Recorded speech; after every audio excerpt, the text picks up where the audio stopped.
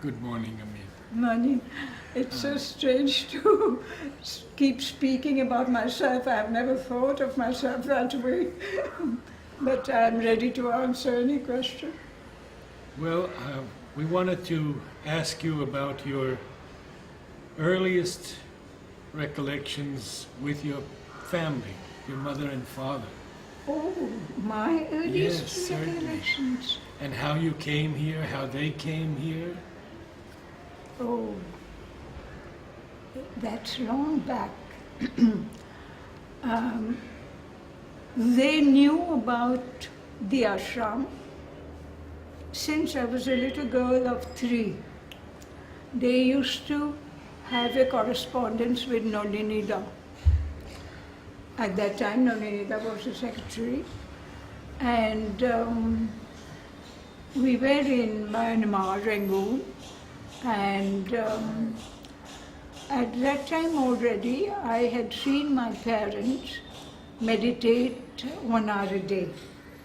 And I was a little girl. So at the dining table, there was a special step-up chair for me to sit on. So I would reach the rest. And they were, and I noticed that at dining time, at dinner time, we were not supposed to speak because just before that they had meditated and come. So when they were meditating for about an hour or so, my brother and sister used to do their homework in the landing on the first floor of the house. Now, I had not yet been to school, I was just 3, but I wanted to write. So I asked my mother for a thick bound notebook, which she always gave to my brothers. They were good students. I said, I want a bound notebook. And she said, what for? I want to write. And she gave me the notebook. And then after a few days, she asked me, have you written? Yes, I have written. And she opened the page and she showed me here, so I remember when I was about 25 years old, she says, you see, I kept your book. It was a bound notebook, and line by line, I have put circles. I was imagining that I was writing.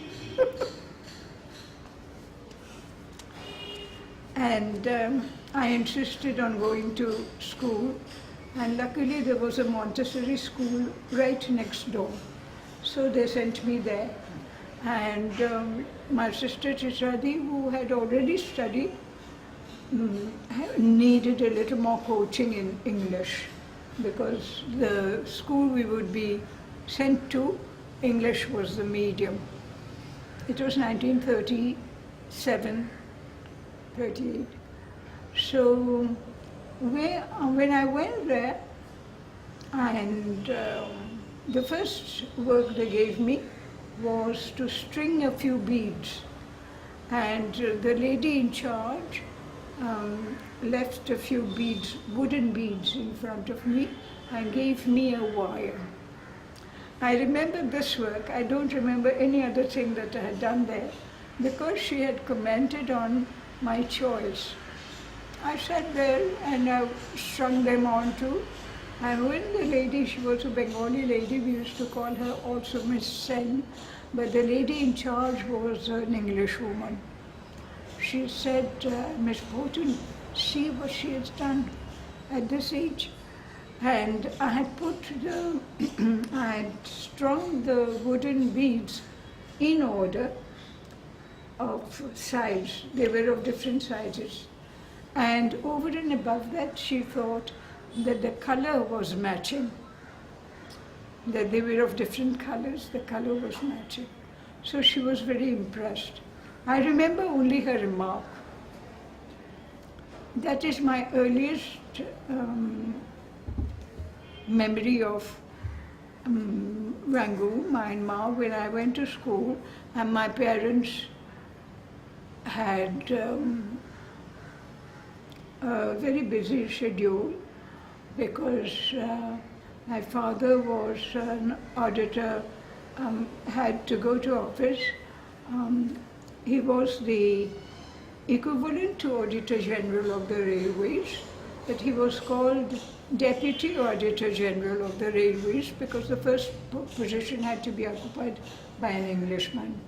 But he it is who did all the jobs of touring and inspecting different places. So I had just learnt addition. And from school, the driver used to take us to my father's office. We would wait there. When he would finish his work, then we would come. That day it so happened I was there on my own. Chitradi may have come back already, I don't remember. So he rang that table bell. You know, there used to be a bell. You struck it and it made ting. And the porter, the boy, office boy, the chaprasi would come in and he gave a file to the chaprasi. I was very interested in that bell. So I put my hand, but it was too small, it wouldn't ring. So my father across the table held my hand and rang the bell for me. And the chaprasi came in running. So my father said, no, it's just, they used to call the younger children, girls of the house, Mishri Baba. Baba for, you say in Hindi very often, na? And Miss, so they would say Missy Baba. So, no, it was only Missy Baba who wanted to try this. And the porter laughed and went out. But then I kept watching and I asked Ganesh, what are you doing? He had a long register sort of thing. He would put his pen there and he would go down and he would write something. He said, I'm doing it, I'm adding all this.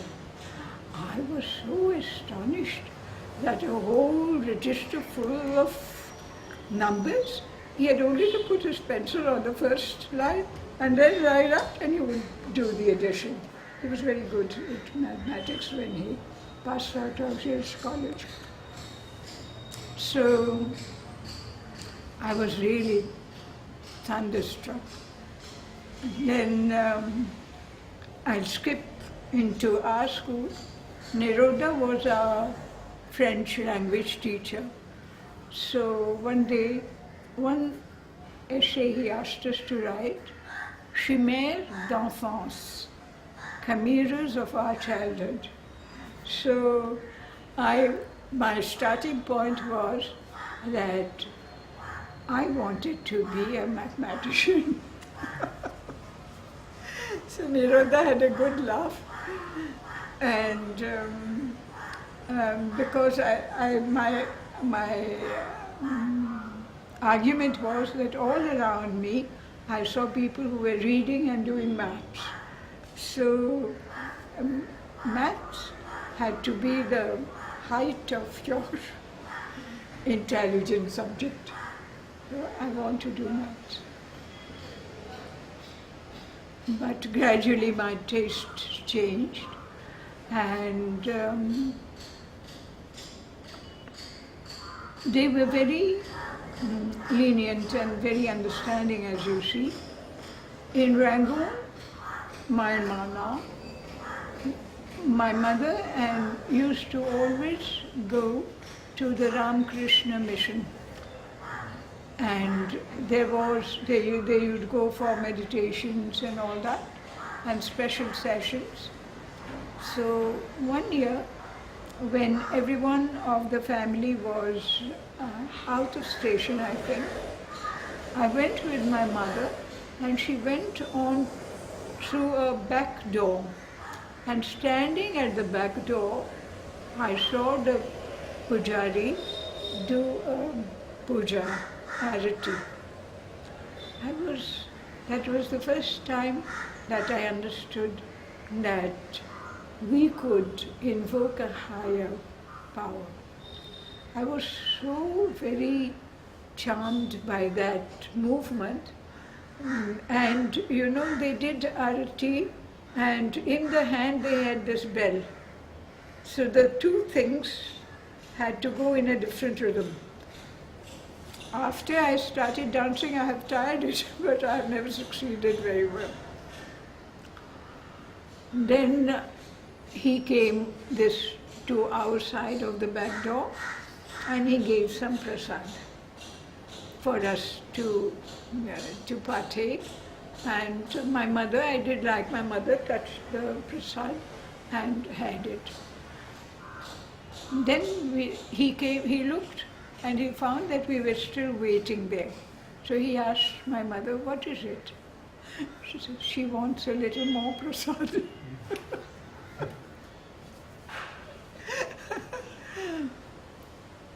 But that was the first time I saw this puja, and a genuine one. There was no, and I understood that. That was a very memorable experience, and my parents were very interested in historical places, and especially they wanted to know more about the Buddha and his first disciple Ananda. And Rangoon was full of pagodas. And we used to go to a lake called the Royal Lake.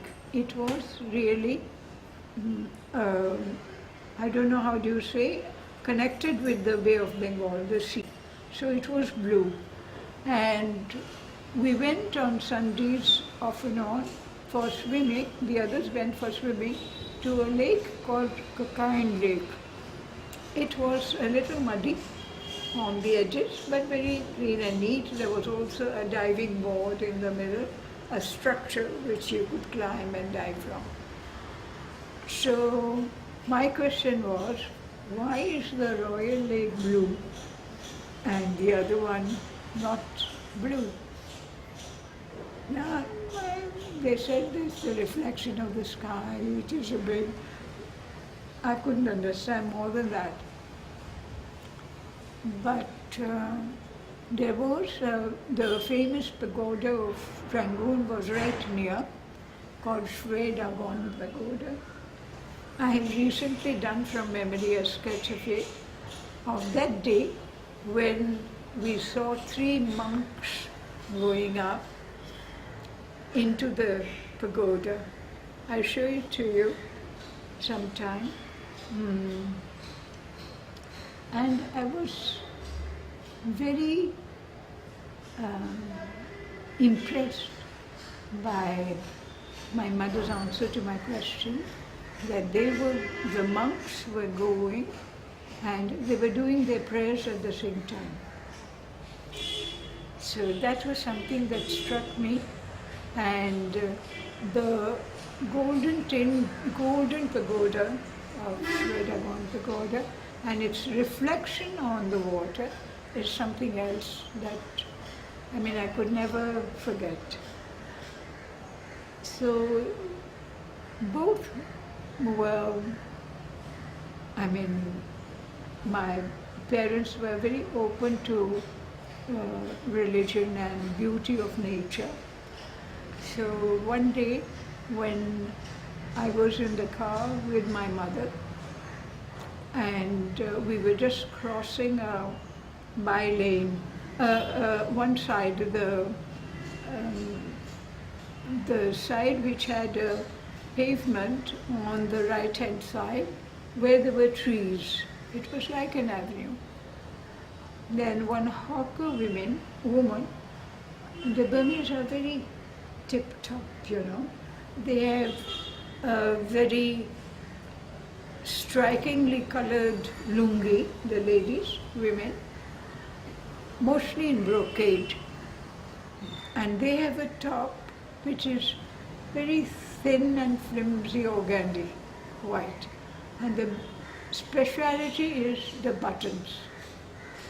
You had to have buttons in in jade, in precious stones, and cufflinks-like things also of precious stones.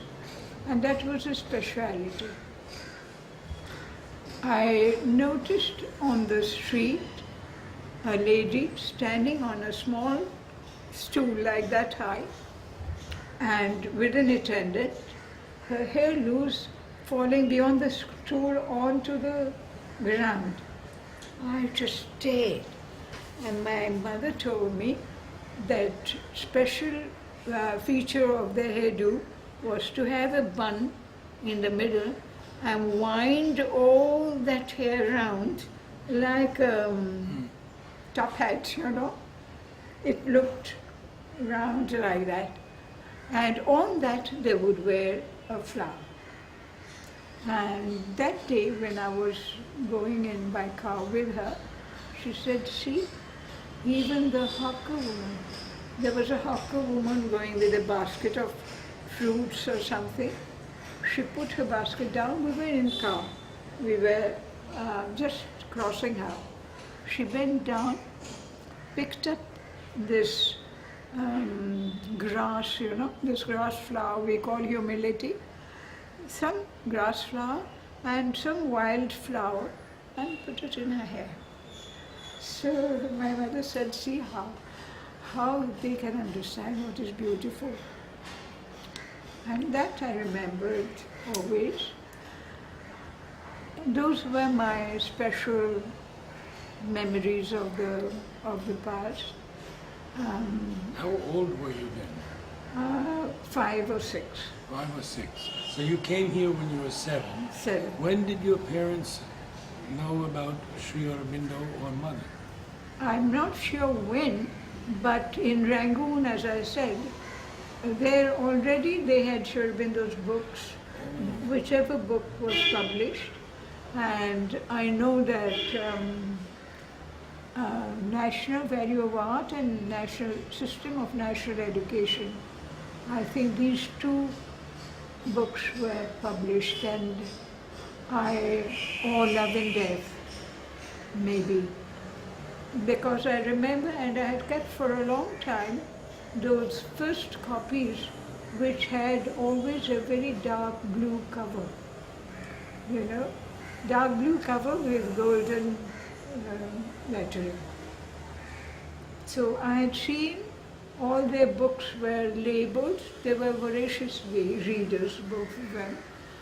And they had whole sets of books, and I was very interested in books right from my childhood because of that. Whether I could read or not. Were any of the books autographed by Sri Aurobindo? Do you recall? I gave you one. I showed you one. Yes. The other day. Small one, yes. Small one. Thoughts and Glimpses. Right. I have another one. Not last poems. What is the 8 poems? We were learning by heart Sri Aurobindo's Musa Spiritus, and it was an opening to me because I was very young.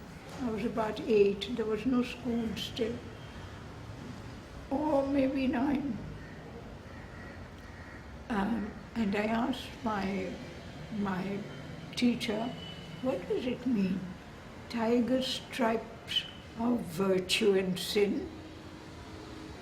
So he said, how are tiger stripes? Black, and so virtue and sin. So that is the first image that entered my head, that there can be imagery in poetry. Tiger stripes of virtue and sin. Oh.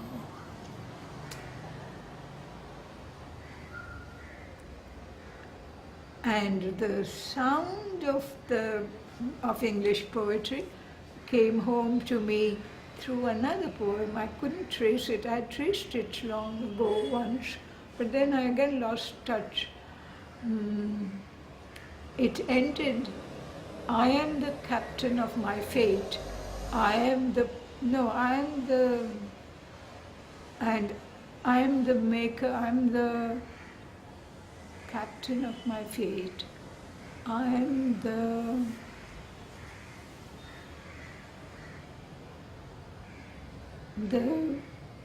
pilot of my soul, or something like that. It had struck me very much because of the imagery of darkness. I remember another line, dark as the night from pole to pole. That is another line. I've forgotten the poem, I knew it quite well. That's the first time I was struck by the sound of the language in poetry. Did you meet some of the early ashram poets like Rabindranath Chattopadhyay? That much later, when I was much older. But Sri Aurobindo's we started learning right from our childhood. And we used to recite in the classroom also. I told you about that Bhaji Prabhu text in the classroom. But we had done also the poem Who.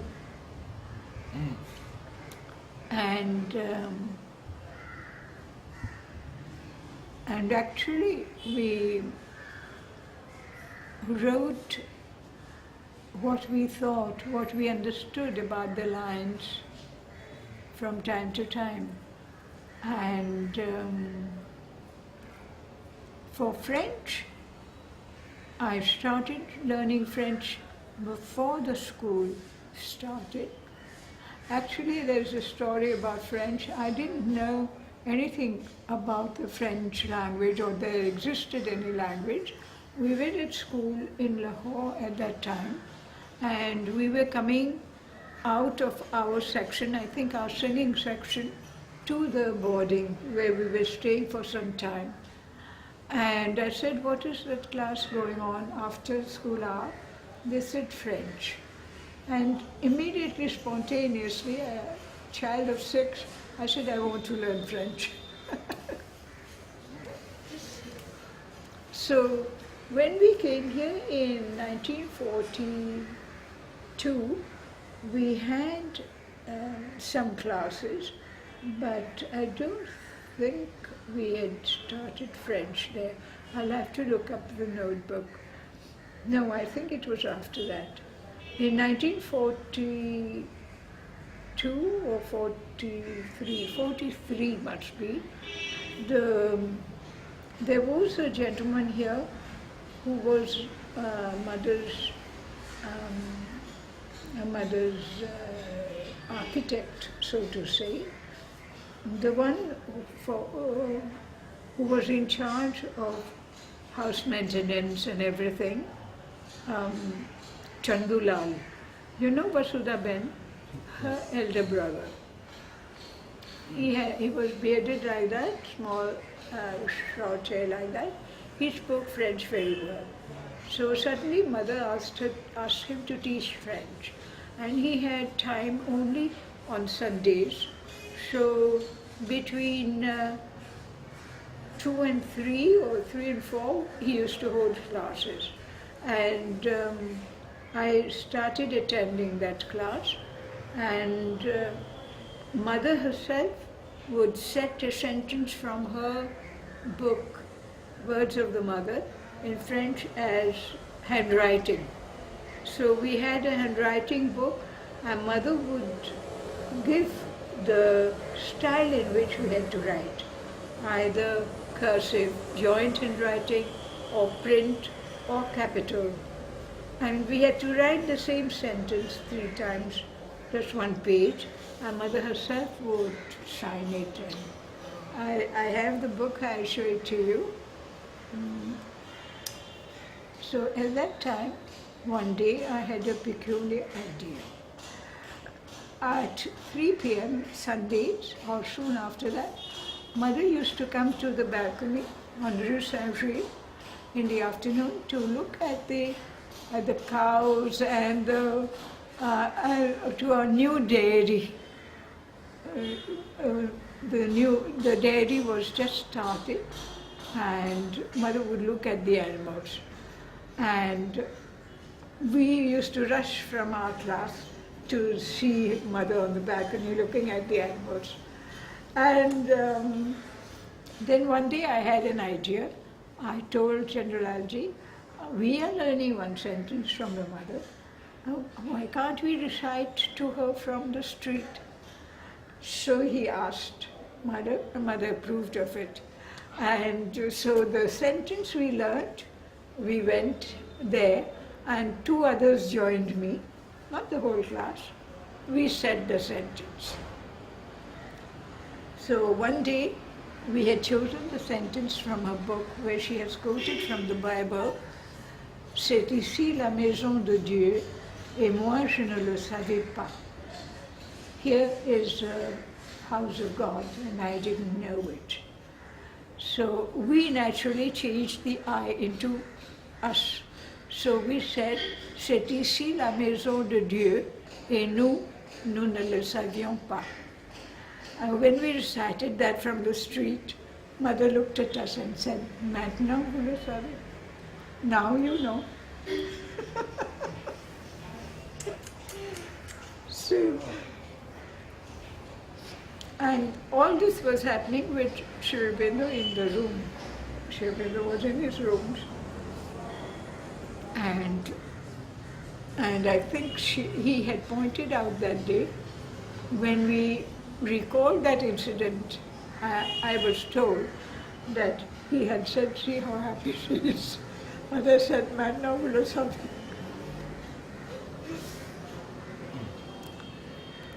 Another day, we had chosen a sentence which was a little too long for us.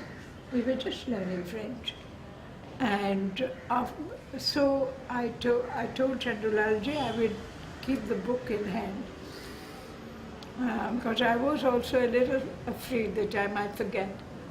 So we started all right very boldly, and then I got confused.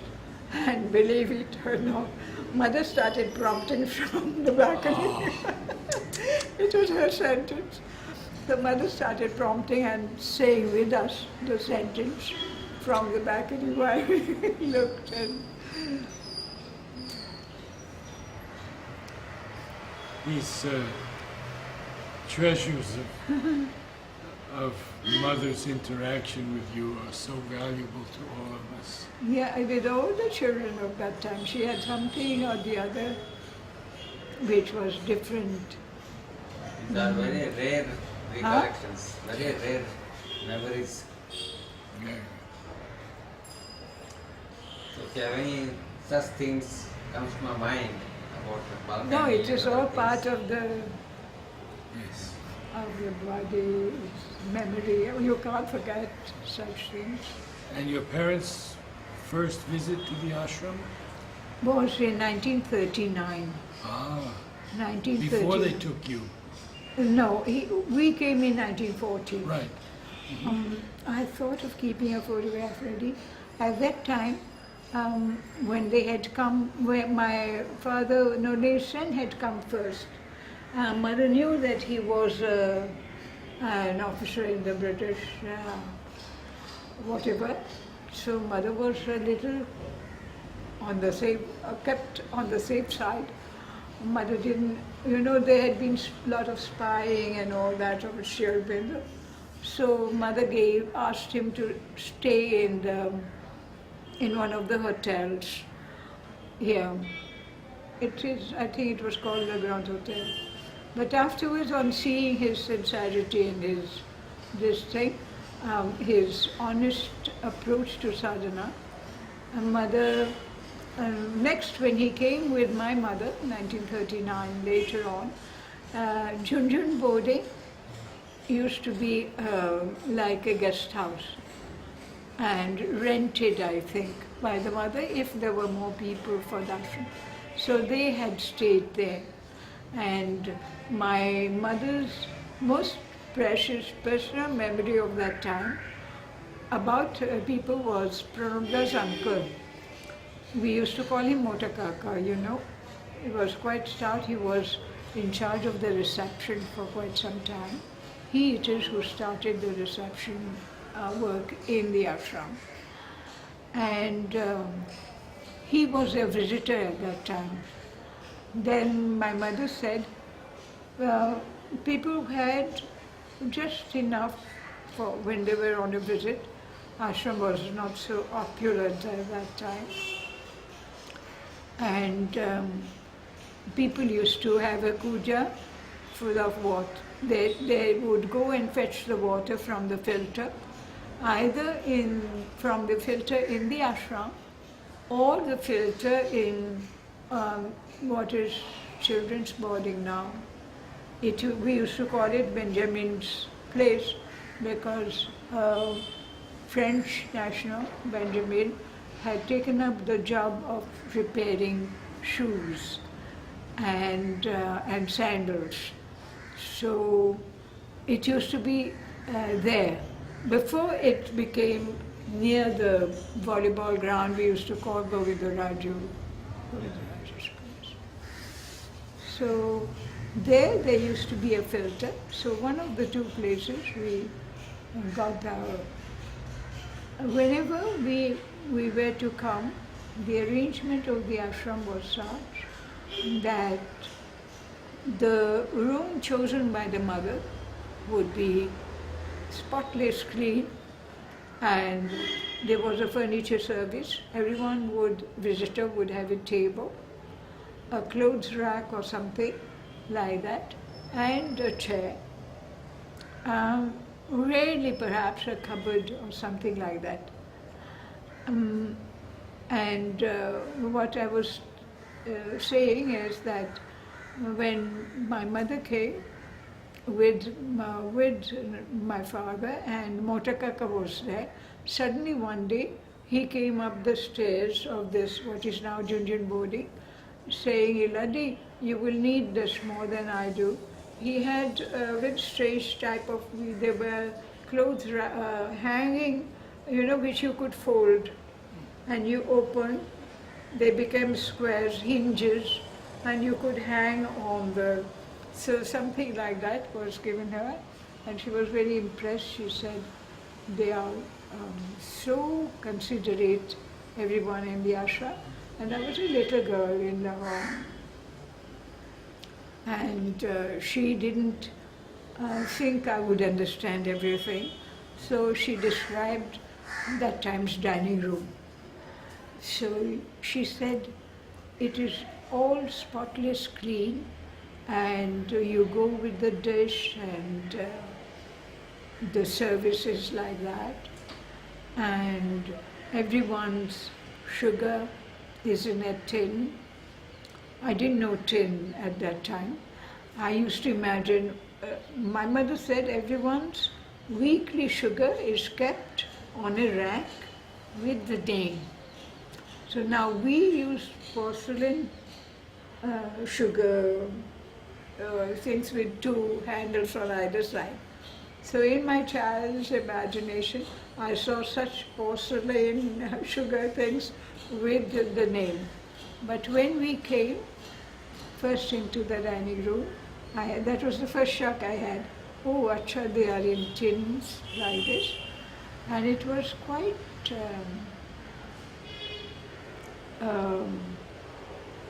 an experience, because very soon I started working in the dining room within a few years when we were here. And I was asked by mother to do wiping in the afternoons. After that, I had to arrange the tiffin carriers in order. I think I told you about it. No? Work, I told you about it. I wanted to ask you if you had a photo of your... Huh? Do you have any photos of your parents? I had photos of that time. I'll have to sort out a little bit. I've kept them together. I was looking for it today, but I couldn't quite find. I kept two of my mother's that I found. Here, Nolisen with Parichand, who Oh. had their birthday on the same day. Oh. So mother used to give a bouquet of flowers. This is Nolisen with Parichanda. Very rare because there are so few photos of Parichanda. I think I saw it. Just there, underneath that last one. Which one? Underneath the last one, I think I saw 2 photos. Right. Next. That is Chitradis. Oh, That is okay. Chitradis. Okay. This is Chitradis. This is Yes, see? This is a little town. This is my mother just before she came here in 1940, 39.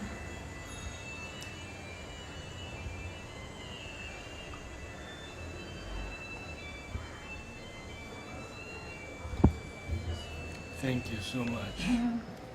And I'll keep something else ready next time. When you had to write a letter and give a photograph of yours if you wanted to come to the ashram. So my mother had written her letter in Bengali to Nalinida because they were in correspondence. So when Nalinida took my mother's letter to mother took the letter in her hand and said, surely she can come. Someone who has such a beautiful hand has control over her vital. So I wanted to show the handwriting a little bit. And so Did your parents talk to you about the darshans with Sri Aurobindo and mother? no, I think they left it to us to have our own approach and experience. The first year when we had come in 1940, we used to see the mother thrice a week. Mother came out for general blessings, but especially we used to see thrice a week. And it was a treat. And mother referred to something in the Wednesday class. And much later, after the Wednesday class, I came back to the house and I said, I think she was thinking of me as a child, because I had taken some flowers for her, and when we were going up the stairs, I said, oh, the flowers are drooping. And then by the time I reached her, the flowers were fresh. So I didn't know if there's any other action behind it, but mother had spoken of it, that some people have that rapport with nature and that life energy which gives even to a drooping flower freshness. And there are others who always come to her with flowers which are wilting. And that means that energy of the flower is taken away by the hand, that is holding. So, Would you show us some of the pictures of your house? yeah, this house, we are staying here since 1941. Every time we came and stayed here on the first floor.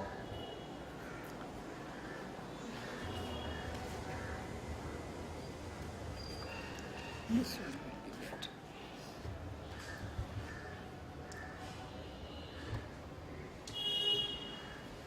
And this is the inside staircase.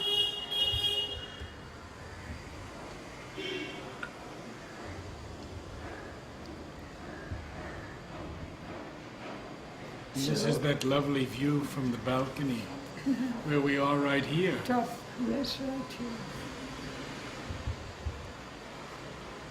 when we had first come, I was 8 years old, April 1941. This And very we were house. shown, This very house. this very house upstairs only was kept for us from then on. So we were coming, two sadaks would receive us, every visitor at the station and guide you in a rickshaw, usually, to the rooms mother had fixed for you. And they would show you in, and everyone's room, when mother chose a room for the visitor, had an enamel dish with a cooter full of drinking water and a glass ready for the person. Everything swept and clean. And that's what I noticed the first time we came to the house. We were on our way, my mother and I forget who was there, and I was given the key of the house. It was long like that, and I could hardly hold it, it was so heavy.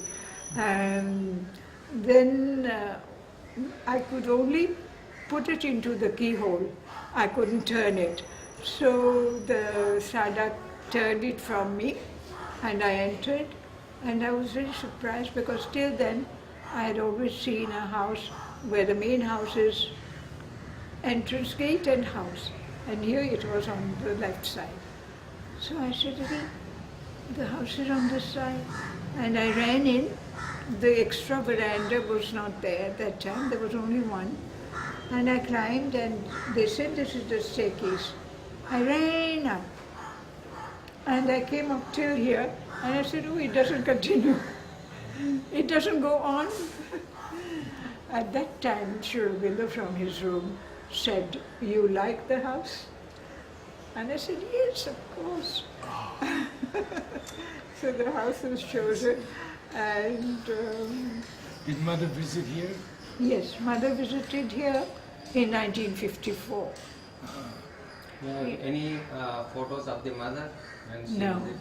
No. In 1954, we had the whole house, and Nanesen used to work on the references to the scriptures, to the Veda or the Upanishads or the Gita in the book Life Divine. And he was making an index of it, which Puraniji also made afterwards. And mother was very interested in that work which he was doing. So the downstairs hall, which we used afterwards for our dining, the one which is used for Albert for his main work, it was his study with a huge table, and mother was very interested in that work he was doing. So the whole house was actually full of studies, so to say. Everyone was studying, everyone was student. And when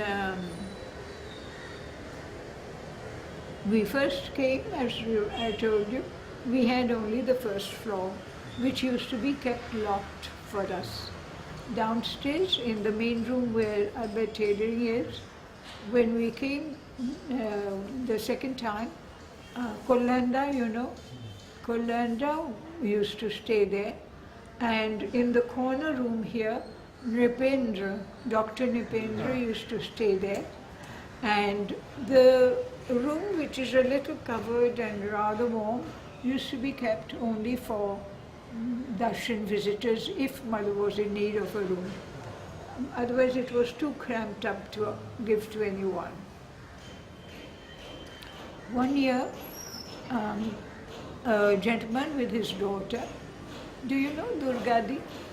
Durga, who used to work in she's in the care unit now. She and her father had come, and they were in that corner room. There were no fans at that time, So my mother told me, see, it is very warm in that room. We have a table fan, you take it to him. So when I took it to him, he said, no, no, I don't need anything. I said, no, my mother has asked me to leave it here. So they used to all call my mother Ilabodi or Iladi. So that gentleman said, Ilabodi, Eki Kolan, what have you done? So my mother said, no, it is very warm. You keep it as long as you are here as a visitor. Do you recollect memories of when mother visited his house? Who else came with the mother and what did mother do here? When mother visited the house, she visited the house in 1953. Who else came with her? Huh? Who else came with her?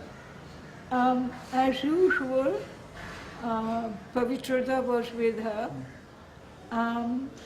It is an interesting story. We didn't know, I didn't know mother would visit. So, or mother would come in. I was coming back from the tennis ground with my sister, and I suddenly we saw the door, both the doors ajar, open. I said, well, what has happened? Mother walked from the playground to the house. She walked till the house and she visited the place, and wasn't it that year? She had, I have forgotten the detail because she had come twice. Oh, the door ajar was for the little French boy, Arjun, who had a very bad stomach ache, and at that time that side used to be my brother's clinic. So mother had come to see what had happened to him and see my doctor brother examine him. That's when the two doors were open. Otherwise, when she had come for visiting the house, it was normal. She had told me, in fact, that she would be visiting the house that evening. Don't keep anything, don't rearrange anything, leave everything like that.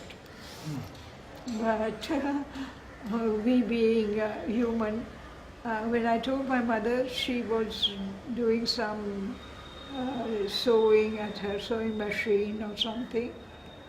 But mother did like the house and the housekeeping. Especially she liked the garden, little garden that was made most unexpectedly, and each pillar had a creeper. Hope, I think one was mental honesty. These two I remember. The other two I can't quite remember. They were trailed up along the pillars, and it looked very nice because it reached the top veranda. My mother said about Nolini Sen, in se vraiment faire un jardin. He really knows how to make a garden. You had mentioned Purani, and I knew him in 1960, but not before. Do you have any recollections of Purani? Purani ji, we have recollections of him. When mother used to play table tennis, he was a very enthusiastic table tennis player. He used to spend quite some time playing table tennis. He would be in dhoti. No, he would be in dhoti, and Punjabi dhoti would be tucked up, and he'd play table tennis. And quite clearly, I had gone to see him one day, saying, I am going on a visit to Tanjore temple. Please give me. He was a storehouse of knowledge where Indian art and architecture because he had gone on a tour on giving lectures on Indian art in Africa. So I'd gone to ask him, and he said, well, you know, there used to be temple cities. So you are going to visit Tanjore. Tanjore temple is one of the first structured temples in India. Before that, you had monolithic temples like you have in Mamallapuram, you know, they would scoop in the rock and form a structure. So, 12th century AD, just like that, he gave me the whole thing on spot. I was standing near his door and he had come up to the door to ask me what is it. And then he said there used to be temple cities in India, all that the temple was in need of, sandalwood, flowers, other fruit offerings. So vendors and all would be arranged in a special place. Everything was spotless clean. And usually when you enter, you have the Natya Mandir, the place where the Devadasi would dance for the deity, and the priests would be around.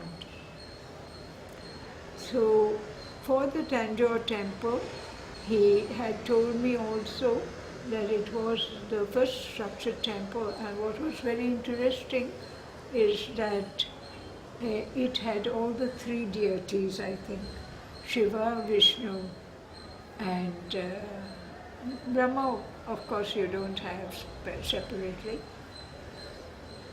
So, but it was the first structured temple, and so he was an enthusiastic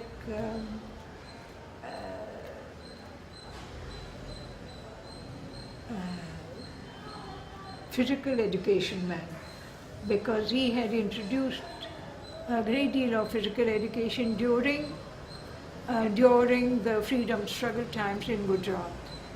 So he it is who had introduced here the Indian wrestling pit. We have photograph of him with Vishnuji, I think, doing wrestling to show Mother what is Indian wrestling. We have him for the very first exhibition we had when Medananda's library was in the school premises. There's a photograph in the bulletin where he is showing Mother the Nataraja, which Aurobindo has explained in Foundations of Indian Culture as an extraordinary statue. So he is explaining to Mother that. We have a photograph of that. He's the one who organized that first exhibition on Indian art. Apart from that, he was very friendly and interested in all those who wanted to do some asanas. We did asanas with Ambu Bhai, but it was Purani Ji who really always encouraged it. And he was a Vedic scholar also. He was very strong, and he had an extraordinary,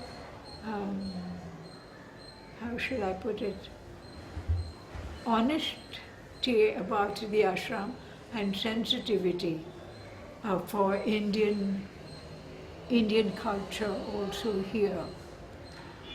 And I remember I told you, having gone to be briefed about our visit to Tanjore, but otherwise also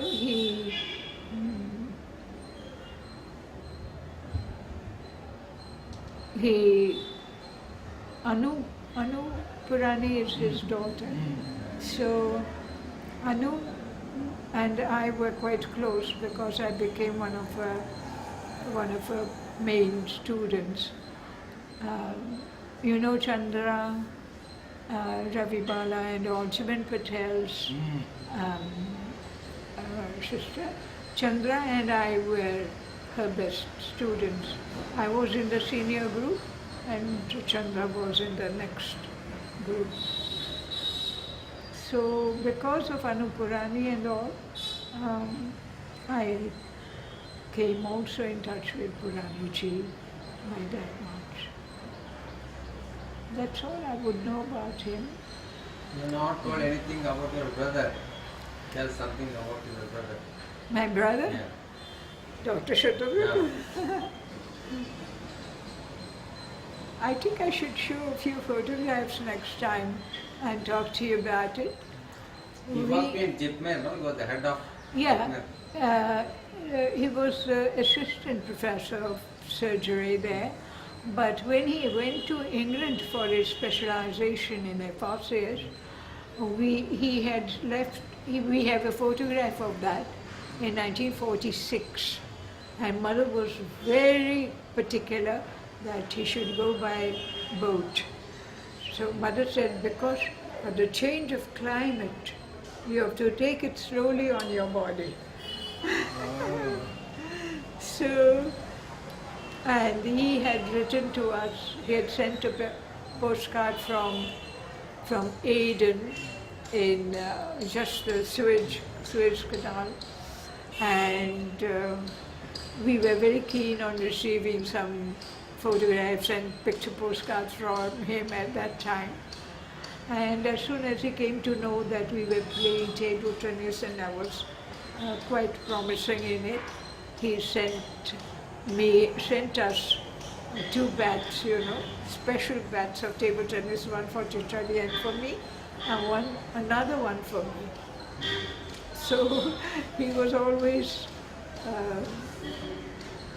quite attached to the family, and he was more close to the parent family, because our family is a family of doctors, My grandfather was settled in Delhi, and he was a doctor. My uncle, 2 uncles were doctors. My aunt, my uncle's, the one who was a FRCS, his wife was also a doctor. And so we were all a family of doctors. And we had a cousin sister who became a doctor. So we were all doctors around. And So you didn't take up that line? no, I didn't take up that line. But Chitradi was half in it almost when we were doing our high course. And we used to laugh because there was a prediction that in the family, when there are 2 daughters, one goes in for art, one goes in for science. And it so happened with my cousins also. We have two cousin sisters. One is a doctor and the other an artist. So we will talk about it perhaps later. Yes, we've run almost an hour today, and we don't want to tire you more. Could you give us 2 or 3 lines from Savitri? Sure.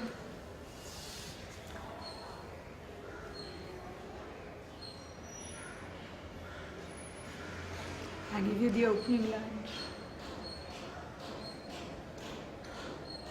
It was the hour before the gods awake.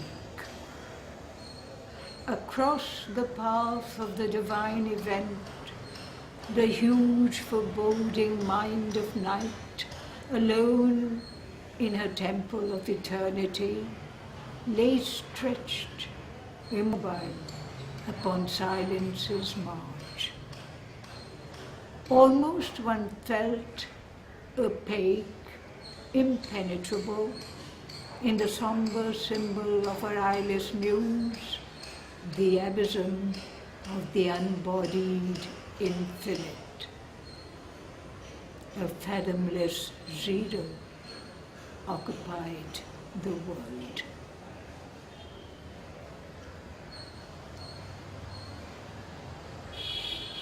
Yes, sir.